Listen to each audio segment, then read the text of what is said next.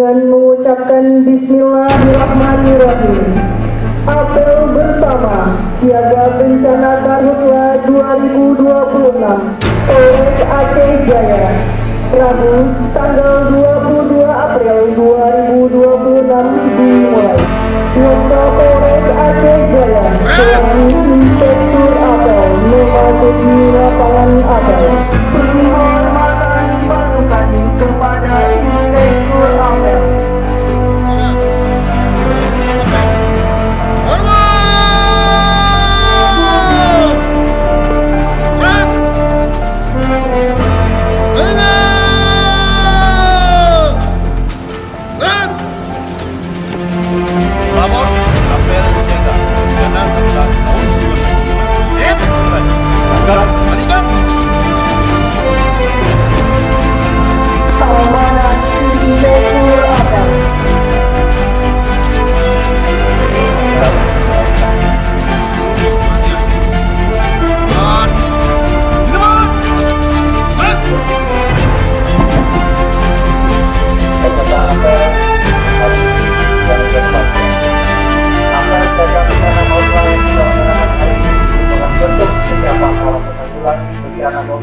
Di Kabupaten Aceh Jaya. Hal ini dikarenakan Kabupaten Aceh Jaya merupakan salah satu daerah Provinsi Aceh yang rentan terjadinya bencana haulah.